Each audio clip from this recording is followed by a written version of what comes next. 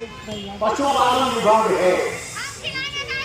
पशुपालन विभाग में यदि हमारी गौशाला मृत घोषित है तो उसको जीवित करना या जीवित बनवाना, ये सबसे पहली जवाबदेही हमारे जनप्रतिनिधि के है।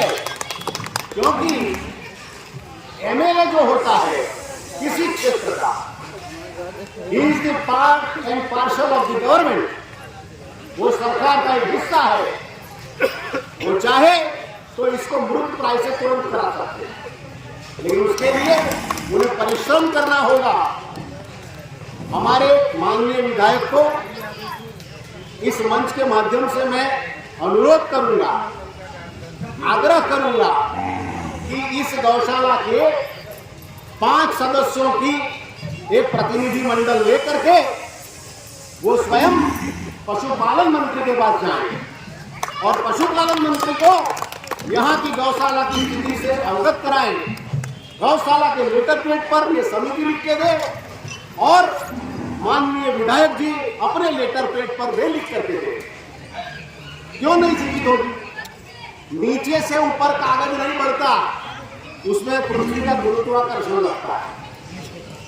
आप चाहिएगा एसडीओ से, डीएम और डीएम से पशुपालन अधिकारी तक नहीं, मंत्री से नीचे आवेगा तुरंत आवेगा। अगर मेरे विधायक, मेरे सांसद यह चाह ले कि ये गौशाला जीवित हो जाए तो 5 दिन में जीवित हो जाए। कुछ नहीं है इसमें। सरकार से कब देखिए, दुनिया झुकती है मगर झुकाने वाला चाहिए।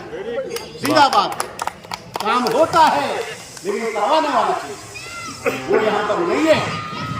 मैं यहाँ कुछ हमारे ऐसे भी मित्र बैठे हैं जिनको हमारे विधायक महोदय से अच्छा संबंध है। हम अपने प्रभाव का प्रयोग करके उन्हें कन्विंस करें और यहाँ के प्रतिनिधि मंडल के साथ पशुपालन मंत्री के पास जाए। पशुपालन विभाग चाहेगा तो 1-2 नहीं लाखों रुपये का अनुदान मिलेगा और तुरंत मिलेगा। क्यों नहीं मिलेगा? तो मैं जैसे अभी बबलू जी ने कहा कुछ राय दीजिए, तो मेरी राय यही है कि यहाँ का एक प्रतिनिधि मंडल विधायक को मिले और विधायक उनको लेकर के वहाँ जाए। मैं यही कहना चाहूँगा। बाकी हम लोग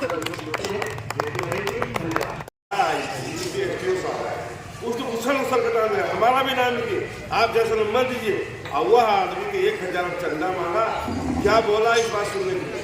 वो जितना एक ऐसा आदमी 10 से 5 आदमी जो है, और यह जो है सोनू बरुआ के देने के बहुत से आदमी ऐसा भी है जो आपने कहा क्या से क्या पदाधिकारी बनता, और हमने समझ में नहीं किया और कहेगा हम फल पदाधिकारी। और जब तक कि गौशाला में फंड सरकारी नहीं होता, हम तो यही कहेंगे। हम उस दिन में बड़ा गौशाला पकड़ बैठे कि भाई जब तक गौशाला का आर्थिक आमदनी, ये गौशाला नहीं खटाल नहीं है जिनसे लोग कमाता खाता, या गौशाला में सेवा का भाव जो इसमें अर्थदान, श्रमदान और सब इस देगा, वही गौशाला चला सकता है। और हम भी बता दें, ऐसा ही बता दें, हर सब पहले आप दान दें और दान देकर इस बात को जाहिर करें कि हमने इतना पैसा दिया, आप मुझे दीजिए। अभी तो विधायक लेके जाएगा, बहुत लंबा प्रोसेस, 17 महीना तो यहाँ तो सोनू जी बोल रहे थे, थक गए हम। चूँकि ये बात भी ठीक है, एक आदमी बार चक्का मारना, घर घर जाना संभव नहीं।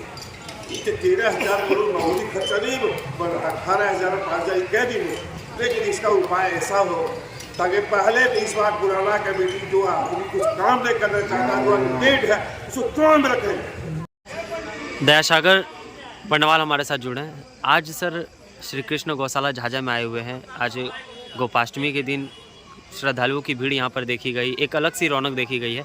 आपने क्या महसूस किया और क्या कहना चाहेंगे?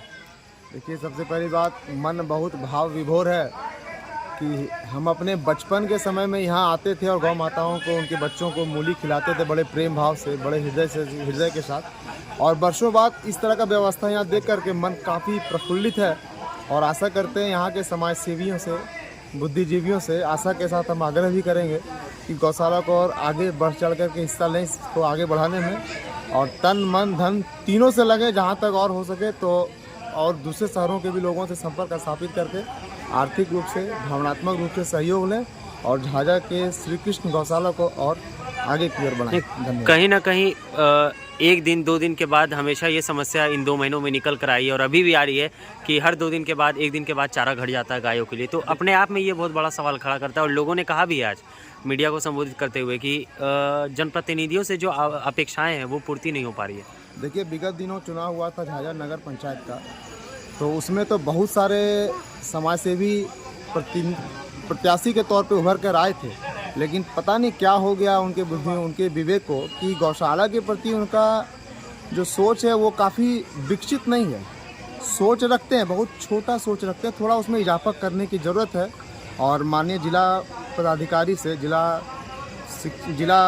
पशु पदाधिकारी से मैं विशेष तौर पर आग्रह करूंगा कि आप व्यक्तिगत तौर पे सरकारी प्रयास करें और श्री कृष्ण गौशाला समिति को पुरजोर समर्थन दें। नहीं था, भोजन के लिए टब नहीं था, बांधने के लिए बांस नहीं था, परिस्थिति बहुत ही बुरी थी। दोस्तों, यहाँ पे हमारे अभिभावक, हमारे साथी सभी अपने अपने वक्तव्य को डाले। मैं भी कहना चाहता हूँ, मैं इस कमेटी से निवेदन करना चाहता हूँ, मैं मेरे पत्र में जोड़ के बोलना है कि इस कमेटी के सदस्य सभी एक साथ चलें और माननीय विधायक जी के पास जाएं और अपनी समस्याओं से अवगत कराएं। वो अवगत हैं, लेकिन कुछ नियम भी होता है, आप ना बैठानी पड़े या एमपी के पास जाना पड़े या और कहीं जाना पड़े। इसलिए इसके विषय में ये सौभाग्य झाझावासी, किसी भी गांव की उन्नति का मूल रूप मैंने अपना जो देखा है और सुना है कि किसी भी गांव की उन्नति के लिए गौशाला का होना बहुत ही जरूरी है। तो ये मुझे लगता है कि झाझा का अच्छे दिन आए हैं, जो कि हम लोग के लिए ये गौशाला फिर से गुलजार है। इसमें कुछ लोग तो मैं क्या धन्यवाद दूँ, सोनू जी, बबलू जी और जितने भी और लोग हैं, इनको जब देखता हूँ तो महसूस होता है कि क्यों नहीं होगा ये गौशाला गुलजार। आज जो पहले दिन आया पशु आई और आज जो गौ माता है उसमें बहुत अंतर है। और ये उम्मीद है ये सोनू जी ने जो कहा कि ये मेरा सपना है, वो सपना जरूर पूरा होगा। बहुत नुकसान करवाए दे लो। क्या नाम है आपका? श्यामसी कुमारी। अच्छा, किस क्लास में पढ़ती हैं? Class 3C। अच्छा, आज ये पैसा आपने दिया है, किस लिए दिया है? गौशाला के लिए। गौशाला के लिए मतलब क्या सोच कर दिया आपने? गाय के चारा के लिए, गाय अच्छे से भोजन करेगी, गाय अच्छे से भोजन करे इसलिए। झाझा के जाने माने समाजसेवी मुन्ना गुप्ता के द्वारा भी उनके पुत्र के हाथों गौशाला को अंशदान करवाया गया। ये कहीं ना कहीं एक जागरूकता है उन तमाम अभिभावकों के लिए जो अपने बच्चों के हाथों से गौशाला में कुछ सहयोग करवाना चाह रहे हैं।